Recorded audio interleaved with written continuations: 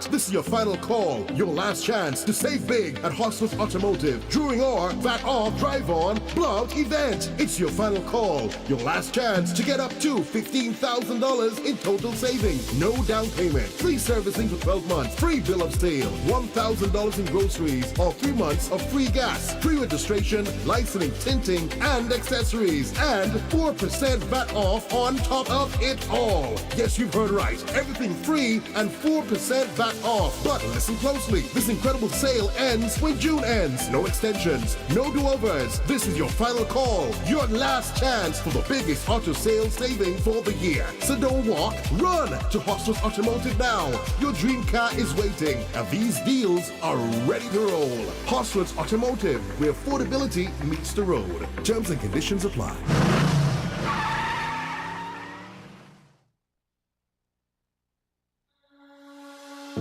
The importance of co-parenting. Every child has the right to bond with the parents that gave them life. Children are happiest when they can freely communicate and enjoy the time, talents, and lessons that each parent brings to the relationship. We make co-parenting difficult when we focus on differences rather than what is in the best interest of our children. Parents, your relationship with each other should never affect the relationship you have with your child.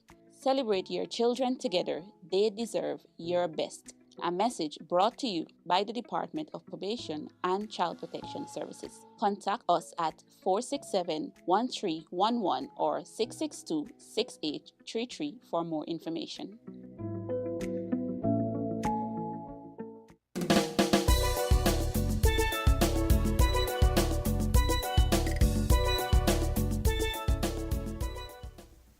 Okay, welcome back to Heritage Matters, and in this final segment, I'm going to update you on a project which we had someone on before speaking about, which is the renovation of the old Treasury building, as we call it. That building on, well, I should say at the bottom of 4th Street on the Bayside edge, where the National Trust occupies, and where we have our National Museum. That is an old building that is over 100 years old already, and it used to be the building that seated the government treasury. When you were looking for licenses for your bicycle or your car and so on, that's where you got that from. At the top of it, it have this dome, which inside of it is actually a lighthouse, because it was a beacon for ships coming into the harbor, especially at night. That beacon would shine and direct boats safely into the harbor. Now, while it was the Treasury, it was in a prime location where it literally became the gateway to St. Kitts. What do I mean by that? In its early days of existence, we had no airport. There were no planes coming to St. Kitts, only ships. So exit and entry into St. Kitts was only via ship. But just like at the airport, you have what you call gates, where you depart from, and then you have the part where when you come in, you have the section where you come in and through, where you go through customs and immigration and all that, and you collect your luggage and you come through. Similarly, at the Bayfront, that building, that was the place that took place, but with people coming by ship. So people came and went by ship from all parts of the world through that place. And so that big archway in the middle of the building that comes through and puts you directly on the bottom of 4th Street and with the circus ahead of you was actually the gateway in and out of St. Kitts. So it was a very, very important and significant structure. It eventually was was entrusted to the St. Christopher, St. Christopher Heritage Society, which then became the National Trust. And they have over the years been doing their best to make sure that the building is kept in good shape, to preserve it as one of our cultural icons. It's a very significant landmark in Bastia. And so right now the National Trust has moved out of the building for a few years now in order to facilitate the proper renovation of the building. In doing so, they have engaged the services of a company out of Trinidad who are specialists in heritage restorations, and they are called Parvenier out of Trinidad. And right now they are there doing some work on that building. And we hope, very much hope, that in the very, very near future, you'll be able to see that building looking nice and sparkling and almost like its original self as it was back in the day when it was originally commissioned. Many people have been asking me about the building because they are not seeing anything happening, but right now the work is happening on the inside. So though you might pass outside and not see like work activity taking place, the action is taking place on the inside. They have stripped the walls of the old plaster where it was damaged. They have replaced that with a new plaster. And as I mentioned earlier about at Brimstone Hill, and in those days they didn't use cement as we use now, they use lime. And so they are using that same form of mortar. They are using lime to replace the old lime that was being used to plaster the building. So they are plastering it with that lime mortar. In fact, at Brimstone Hill we employ some fellas who are part of our maintenance team, and they joined the group there during about 2 weeks ago to get some experience and knowledge on the application of the lime mortar. And so our guys got that experience through that particular project. And hopefully when the interior is complete and so on, and while they're cleaning that up and fixing that up to get ready for occupation, you'll find that work will then take place on the outside. So expect soon you'll see activity on the outside of the building, but just know that right now the action is taking place on the inside. In the meantime, the National Trust has relocated to the Heroes Park. I'm sure most of you know where the Heroes Park is, just outside the airport, by the airport roundabout, below Connery. That's the Heroes Park, the place where our national heroes are recognized. And they are occupying a small space there temporarily until that treasury building is complete. So, but if you want to have anything to do with the National Trust, you can check them there. They are still available at the number, I think it's 465-465-5584, where you can call and speak to someone there if you want to find out anything about the St. Christopher National Trust. And they have a few things still on display. They have shirts available for sale, I think, and you can also become a member. I think you pay $100 per year to support the work of the National Trust.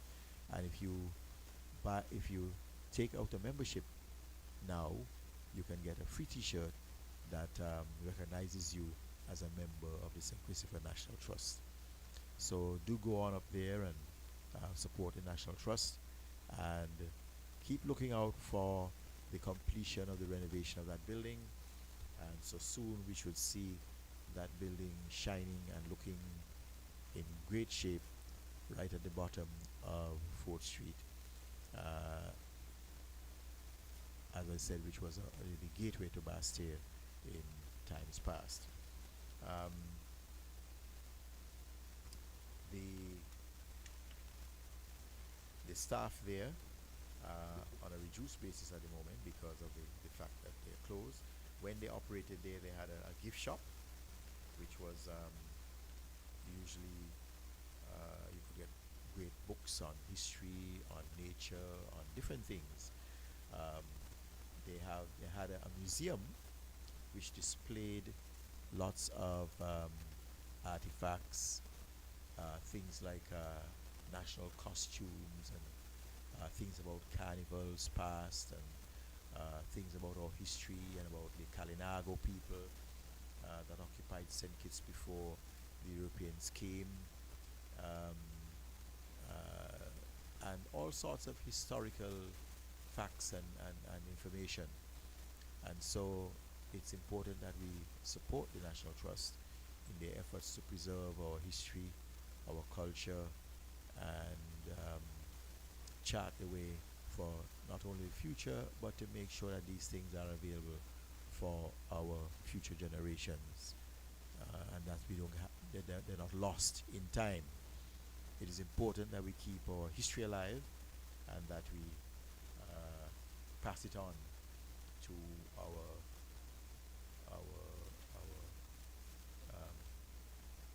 the persons who come after us. Um, I want to give you a few quick facts because today we were focusing on Brimstone Hill, and I'll encapsulate it into a few facts. One, I don't know if you guys know this, but hopefully you'll be able to figure it out. Well, one, Brimstone Hill was once an underwater volcanic feature. Volcanic forces raised it above the seafloor to the height it is now at 800 feet. Its submarine and volcanic origin explain why there are limestone rocks, andesite rocks, and sulfur deposits on the hill. In fact, I don't know if many of you know that the word or the name of Brimstone Hill came from the fact that when you're passing Brimstone Hill, you smell that sulfur. The word Brimstone Hill actually is an old English word for sulfur. So when people pass and they smell that sulfur, they call it brimstone, and therefore the hill where you smelt that sulfur was Brimstone Hill, the sulfur hill. Okay, and so that's where the name Brimstone Hill came from. The fact that Brimstone Hill, in the vicinity, you can smell sulfur deposits there. And that strong odor that you smell on the road approaching the hill is the sulfuric gases coming from fumaroles under the sea, very close to the coast, not from the hill itself. The French first put guns on Brimstone Hill. They captured Fort Charles from the English from that vantage point. A few months after, the English, led by Sir Timothy Thornhill, mounted guns on Brimstone Hill and recaptured Fort Charles. In 1690, the first fortification was built on Brimstone Hill. Construction and expansion of the fortifications continued intermittently for the next 100 years. So, commenced in 1690, and the last major structures were completed around 1790, so a period of over 100 years. The fortress was abandoned in the 1850s, and in 1965, the Society for the Restoration of Brimstone Hill, the forerunners to the Brimstone Hill Society, was established to restore and manage the fortifications. The Brimstone Hill Fortress National Park was inscribed as a UNESCO World Heritage Site in 1999, and today the 38-acre property is owned by the government and people of St. Kitts and Nevis. It is managed by the Brimstone Hill Society. Over 70,000 people, and in some cases we have over 80,000 people visit the fortress every year. And it is one of the most impressive fortresses in the entire Caribbean and perhaps in the world. Many people have told me on occasions that, well, Well, some will just say that was the most impressive fortress they ever visited. And I recall on a number of occasions, people have invited people to visit Brimstone Hill and say, "Oh, another fortress. I've seen fortresses all over the world." Okay, and then when I would tell them, "You've seen fortresses, but you have not seen Brimstone Hill." And when they do visit, they said, "You were absolutely right. That's a stunning fortress compared to most of the others that they've seen anywhere else in the world." So folks, support your own Brimstone Hill. You can also become members of Brimstone Hill by taking out membership. Call our office at 465-2609 for details. Become a member. And also, don't forget, we have a new restaurant that is located up there called 1762 Gibraltar. And you can go up there and have lunch, or when you're visiting the hill, of course, feel free to patronize the restaurant at Brimstone Hill. So folks, that's the end of our program for today, Heritage Matters, and we will see you again in 2 weeks when we return with another edition of Heritage Matters. Ta-ta.